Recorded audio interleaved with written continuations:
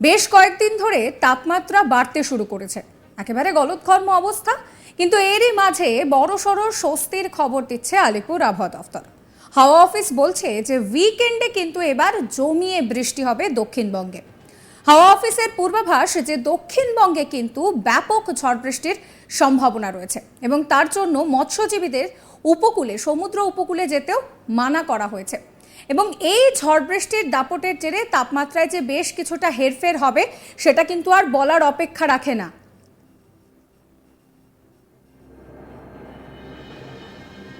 অর্থাৎ সব মিলিয়ে এই মুহূর্তে হাওয়া অফিসের যে পূর্বাভাস রয়েছে তাতে বলা হচ্ছে যে শনিবার এবং রবিবার ভারী বৃষ্টি হবে, ভারী বৃষ্টির সম্ভাবনা রয়েছে উপকূলে। শুক্রবার থেকেই তাই মৎস্যজীবীদের সমুদ্রে যেতে নিষেধ করা হয়েছে। আগামী 7 দিন দক্ষিণবঙ্গে বৃষ্টির পূর্বাভাস জারি করা হয়েছে। বৃহস্পতি এবং শুক্রবার বৃষ্টির পরিমাণ কিছুটা কমবে, সেটা জানানো হয়েছে হাওয়া অফিসের তরফ থেকে। তবে কোথাও কোথাও বিক্ষিপ্তভাবে বজ্রবিদ্যুৎ সহ হালকা বৃষ্টির সম্ভাবনা থাকছে। একই সঙ্গে 30 থেকে 40 কিলোমিটার গতিবেগে দমকা ঝোড়ো হাওয়া বইবে। শুক্রবার উপকূলের জেলা যেরকম পূর্ব মেদিনীপুর, পশ্চিম মেদিনীপুর, উত্তর ও দক্ষিণ 24 পরগনা, এই সমস্ত জায়গাতে কিন্তু বৃষ্টির পরিমাণটা একটু বাড়বে। শনিবার ভারী বৃষ্টির সতর্কতাও জারি করা হয়েছে বেশ কিছু জায়গায়। যে যে জায়গায় ভারী বৃষ্টির সতর্কতা জারি করা হয়েছে তার মধ্যে রয়েছে পূর্ব মেদিনীপুর, উত্তর ও দক্ষিণ 24 পরগনা, এই সমস্ত জায়গা। সেখানে কিন্তু 70 থেকে 110 মিলিমিটার পর্যন্ত বৃষ্টি হতে পারে, সেই পূর্বাভাসই জারি করা হয়েছে। এই 3 জেলাতে বজ্রবিদ্যুৎ সহ 50 কিলোমিটার গতিবেগে দমকা ঝোড়ো হাওয়া বইবে, সেই কথাও কিন্তু জানাচ্ছে হাওয়া অফিস।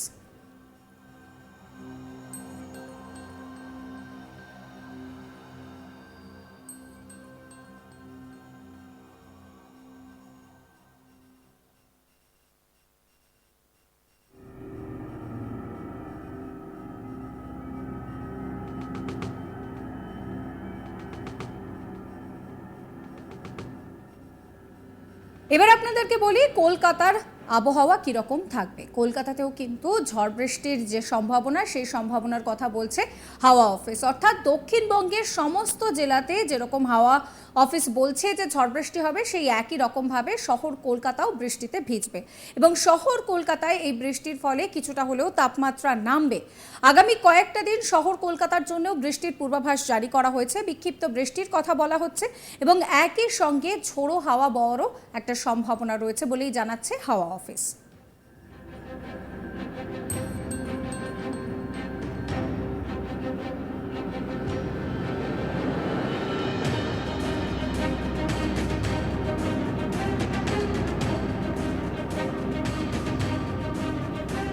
তবে রবিবার থেকে বৃষ্টির পূর্বাভাস বাড়বে। যে সমস্ত জায়গায় বৃষ্টির পূর্বাভাস বাড়বে তার মধ্যে রয়েছে পূর্ব মেদিনীপুর, উত্তর ও দক্ষিণ 24 পরগনা, এই সমস্ত জায়গায়।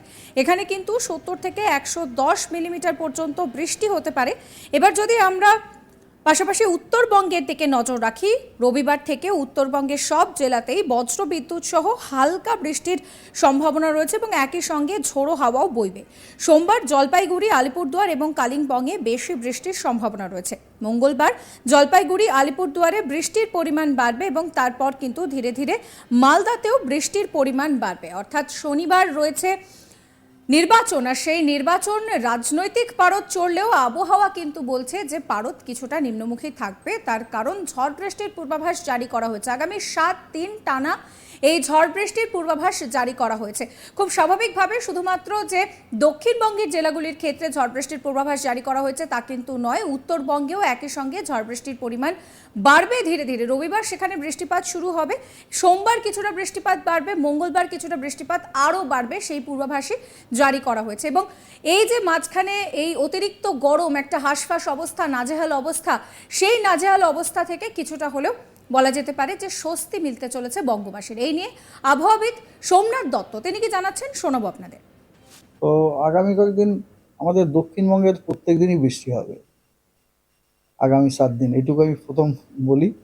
যেমন ধরুন আজকে দক্ষিণবঙ্গের কেন দক্ষিণবঙ্গ কেন গোটা পশ্চিমবঙ্গেই আজকে হোয়াইট স্প্রেড থেকে ফেয়ারলি হোয়াইট স্প্রেড থেকে হোয়াইট স্প্রেড রেন হওয়ার সম্ভাবনা আছে। হোয়াইট স্প্রেড হচ্ছে দার্জিলিং এবং কালিম্পংয়ে, দার্জিলিং, কালিম্পং এবং জলপাইগুড়ি, এবং বাকি সমস্ত ডিস্ট্রিক্টগুলি পশ্চিমবঙ্গের আপনার ফেয়ারলি ওয়াইডস্প্রেড রেনফল হওয়ার সম্ভাবনা আছে। আগামীকাল পশ্চিমবঙ্গের সবকটি জেলাতে আইসোলেটেড রেনফল হওয়ার সম্ভাবনা আছে, এক্সেপ্ট দার্জিলিং, জলপাইগুড়ি এবং কালিম্পংয়ে স্ক্যাটার্ড রেনফল হওয়ার সম্ভাবনা আছে। 23 তারিখ। 24 তারিখে নর্থ বেঙ্গলের কেবলমাত্র দার্জিলিং এবং কালিম্পংয়েই আইসোলেটেড রেনফল হওয়ার সম্ভাবনা আছে। নর্থ বেঙ্গলের অন্য জেলাগুলি শুষ্ক, তবে সাউথ বেঙ্গলের সব জেলাতেই আইসোলেটেড রেনফল হওয়ার সম্ভাবনা আছে 24 তারিখে।